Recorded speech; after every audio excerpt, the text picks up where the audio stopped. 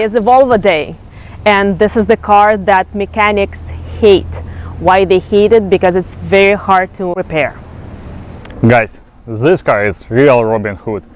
It takes money from rich people and bring it to poor mechanic. That's Volvo XC70 second generation. Volvo makes this car from 2000 until 2007.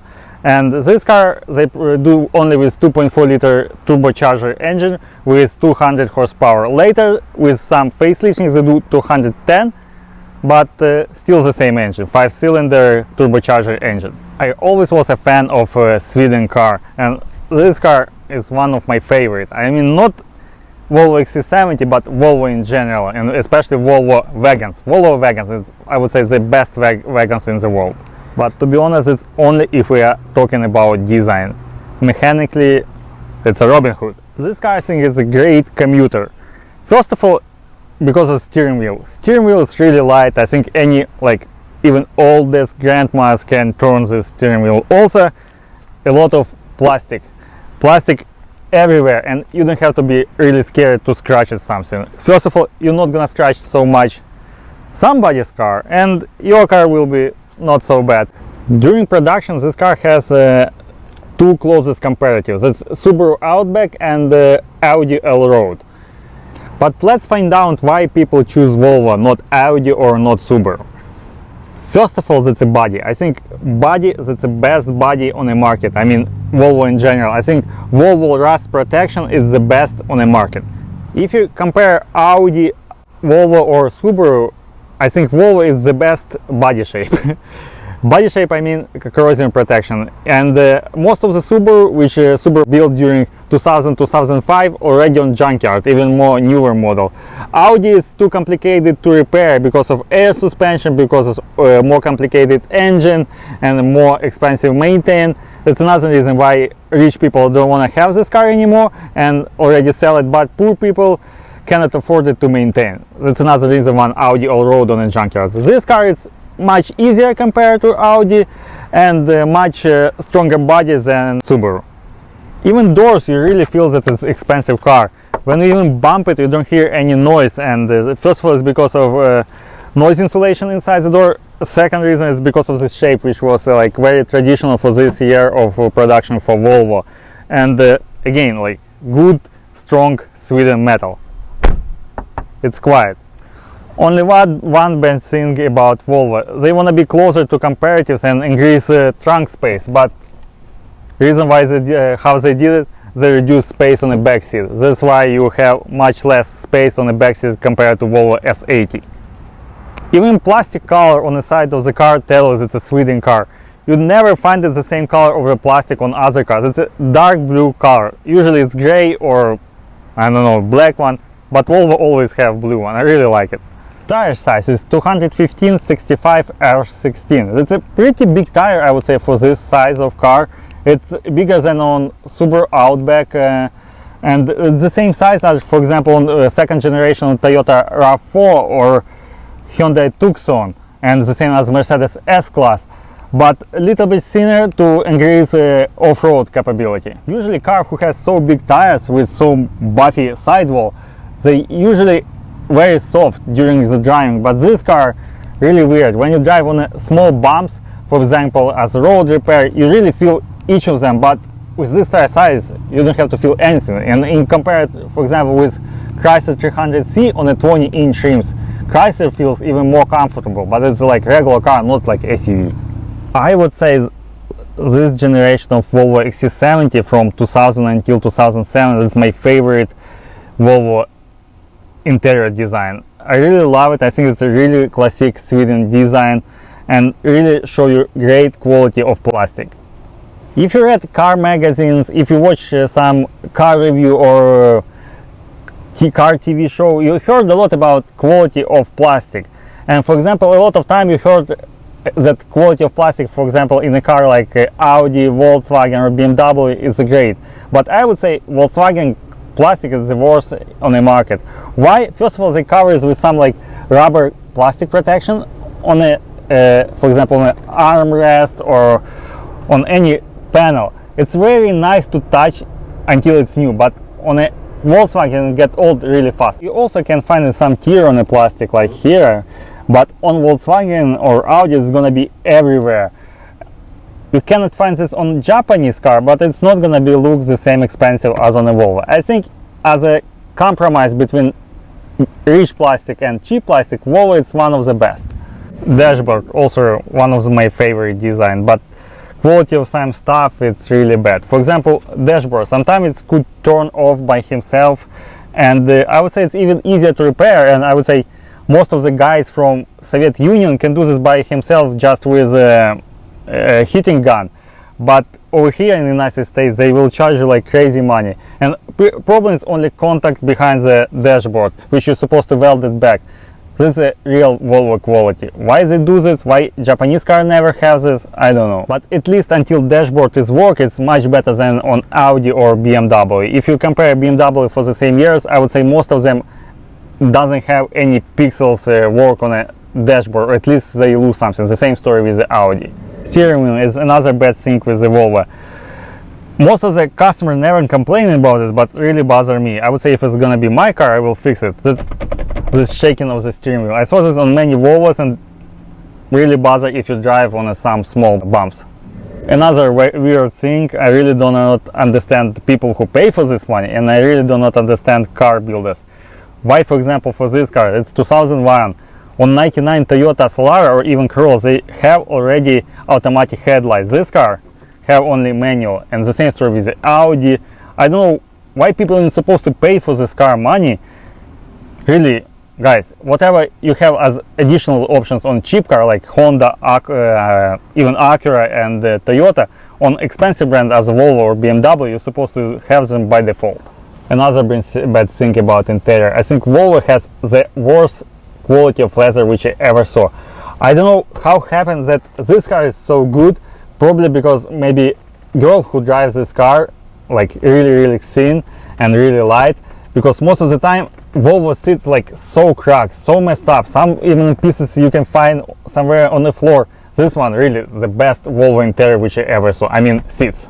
Another features why people usually choose Volvo, for example, not a Subaru or even Audi still has this part, that you can adjust steering wheel as much as you want. On a Subaru you can just increase or reduce angle of steering wheel, or here you can push on yourself or take out from you. When I drive this car, I feel that I'm driving some frame-based truck or SUV, because each time when you make a turn on highway, or even if you want to change your direction, you feel that your frame goes straight, but body goes in opposite way, or think a little bit later, oh, we need to turn it. And really like slow reaction on the steering wheel, really slow. Suspension goes directly the same direction as your steering wheel, but the body totally opposite. I would say this car is more city car than off-road or highway car. Why? Because really soft suspension and really sharp steering wheel, which let you like make change direction very fast, but on a highway it's gonna be really uncomfortable, because you really need to be very careful when you switch the direction or lines, because like cars start to, I would say, like fly on a road. It's really uncomfortable.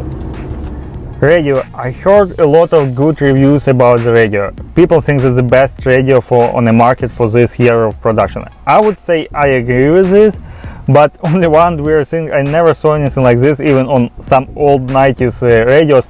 You cannot switch station without buttons. For example, you always should switch them with like by the line, like radio 1, radio 2. You cannot choose radio 5 or then radio 3. Another option is a cup holder over here. I would say it's more for more expensive model, because usually you have something like a pocket over here, and thanks God Volvo have regular cup holder, not like BMW with the same design. But on Volvo at least it works. On BMW all these cup holders always broken. One more proof that Volvo has much better quality of plastic.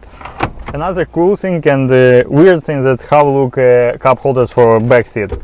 You should open like this and folded cup holders over here, but as you can see the spots probably that's not the best idea. Probably somebody already spilled some very sweet coffee on the back seat. Another features which you can find it only on old Volvos, and I really like it. I don't know why other car builders didn't do anything like this. For example, this holder or this hook, you really can put, for example, something like parking ticket over here on a small advertisement or some notes if you left car for some reason. Really cool features. I really like it.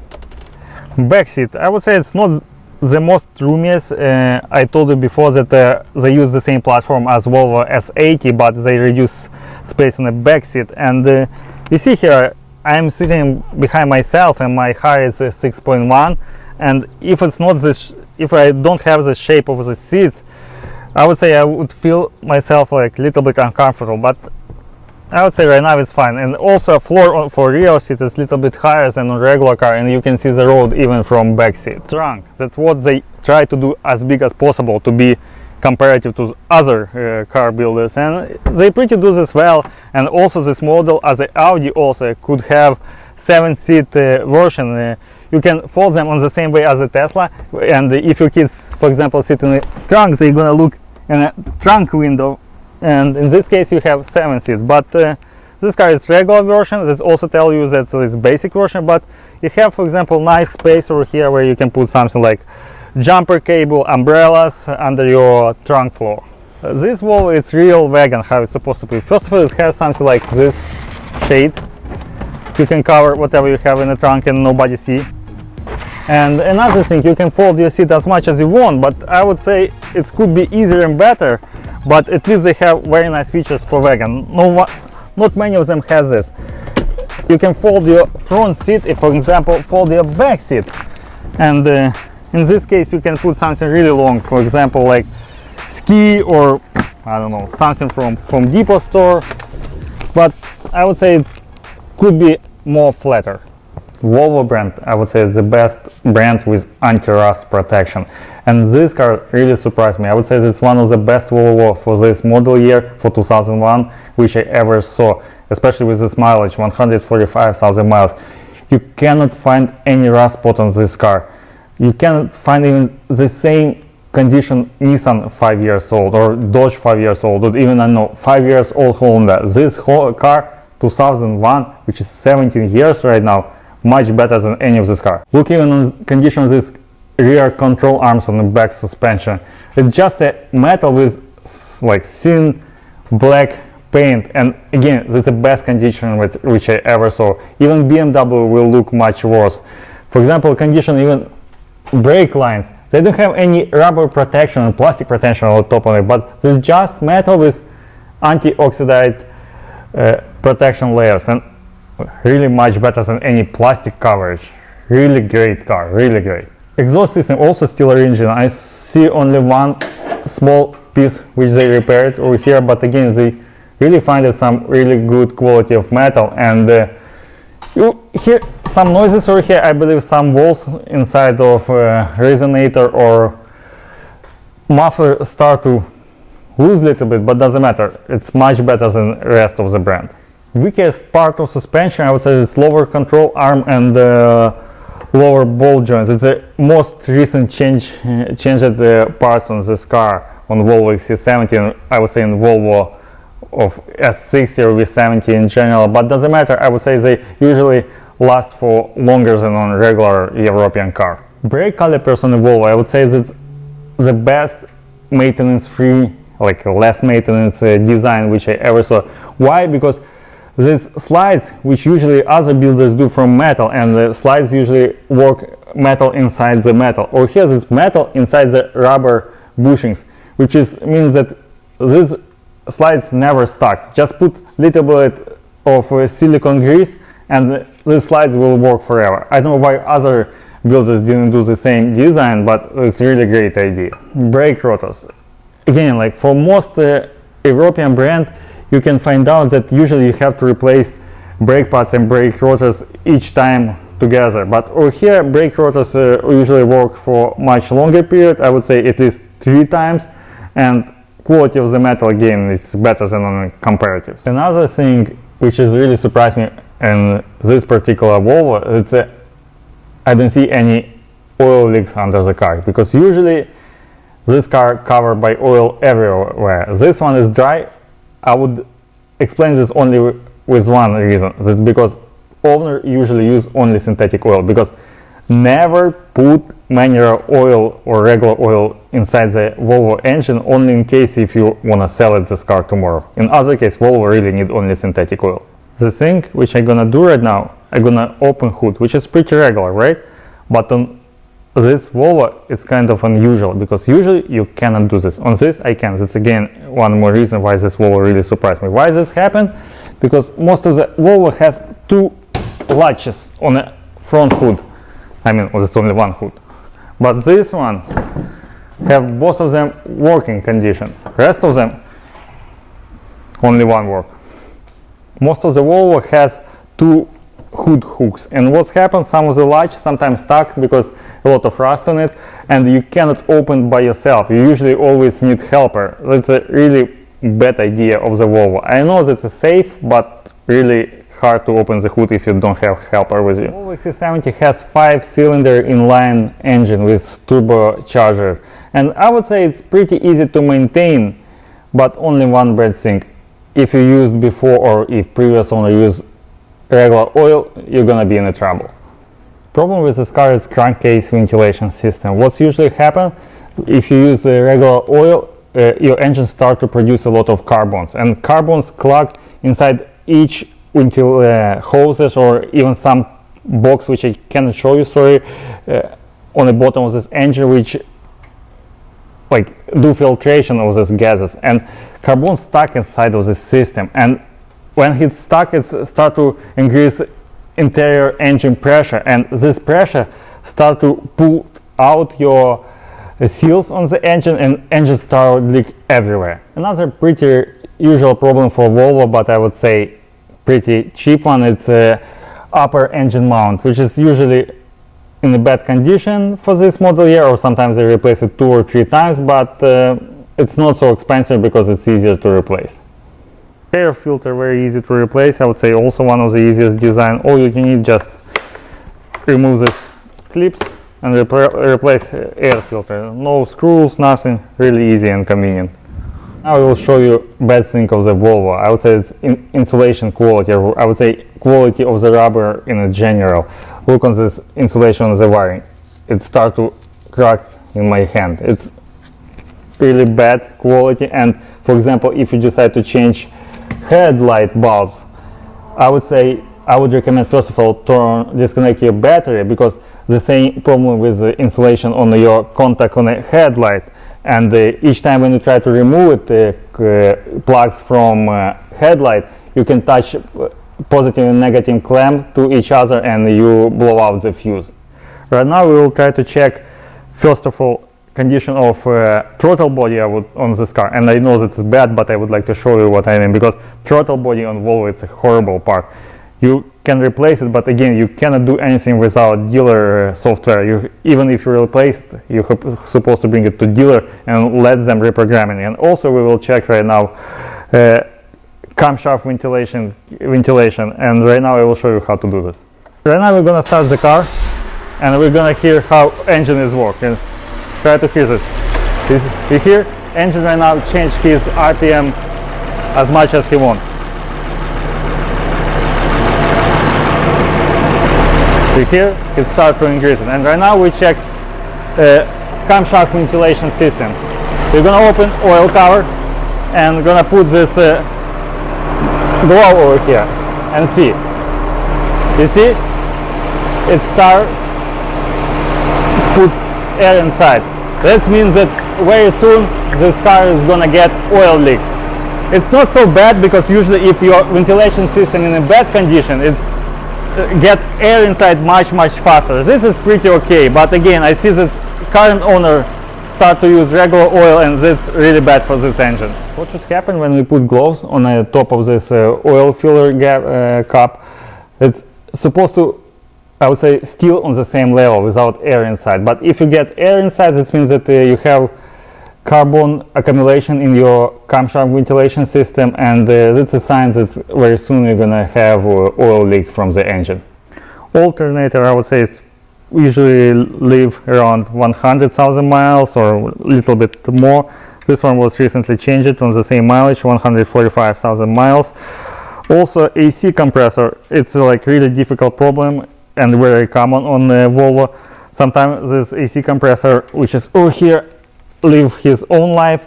What's happened with this car? Sometimes he turn on AC when he wants and turn off when he again wants. We didn't recognize real problem, but what usually happens sometimes a freon pressure sensor, or sometimes it's a climate control module. This engine compared to, for example, Audi or Allroad is much easier to maintain. Spark plugs you should replace each 100,000 miles, or 120. I believe they have very nice spark plugs over here, which is iridium, and I would say you can do this even 120,000 miles, and very easy because all of them on the top. Over here, all that you need to do is just unscrew this upper cover and do it without any problem. On this car, it's three biggest problems. Oil leak, usually it's everywhere. Another thing is the problem with electronics. You see this even with condition of the wiring, which I show you, that which is usually spread his parts everywhere. Each sensor live his own lives. It's all the time something broken. Really, like, you're gonna spend a lot of money on electrical parts. And the biggest problem with this car is a transmission problem, which is really bad quality of this car. Why it's bad? Experienced mechanics said that problem is with heating of transmission. People start to put additional oil cooler for this car on the front of the regular engine radiator, which has helped to increase your transmission life. But guys, I don't know why originally from manufacturers they didn't do this. Really, transmission is horrible on this car, and usually all that you need to do is replace them, which is like could cost you more than $2,000–3,000. Throttle body also a problem for this car, and again you're supposed to bring it to repairs each time to the dealer. Sometimes you are lucky, and if you put new one you don't have to do reprogramming, but from my experience usually all the time you have to bring it to dealer. Another big problem for Volvo, it's a bearing in rear in front differential, but for most of them it's rear differential. You always could hear noise from rear end, and usually it's a bearing inside the rear differential, which is also really expensive work because you're supposed to replace whole rear suspension, replace differential, and could I would say around $1,000. Volvo did everything to see you as much as possible time on a dealer repair shop, and they put even some maintenance light on the dashboard, which is remind you to bring car to dealership to repair, but you didn't have to. For example, if you do spark plugs repair, I mean not repair, replacement, you can do this even by yourself, but the light on the dashboard will always remind you, bring it to us, because you have to reset this light, because this light will bother you all the time. Couple more proofs about reliability of Volvo's electronics. For example, sunroof or windows. I would say I changed tons of the windows on Volvo, most of them because of a window regulator problem, and so most of the problem, again, if you even replace window regulator, you're supposed to replace clips which hold your glass inside the window regulator. I would say I expect, even if you're gonna use Chinese brands of parts for Volvo doors, for Volvo windows, it's gonna cost just for parts around $300. And again, at least 1.5–2 hours of labor. I would expect 2 hours of labor. That means like $200 for labor and $300 for parts, which is $500 for one window, a lot. Okay, at the end of our review, let's do the summary. Buy or not this car? I would say for United States market, I would say no. But again, it's a law. For example, if car older than 15 years old, you don't have to worry about emission inspection or other stuff, and maybe it's a good idea because car will be much less rusted than any Japanese comparatives, and it's pretty decent repair, but electronic is horrible on this car. If you really want to keep this car as new, it's gonna cost you a lot of money. This is why I would say if you don't want to do this, just let this car die on a junkyard. Thank you for your time, guys, and see you in next review. Bye.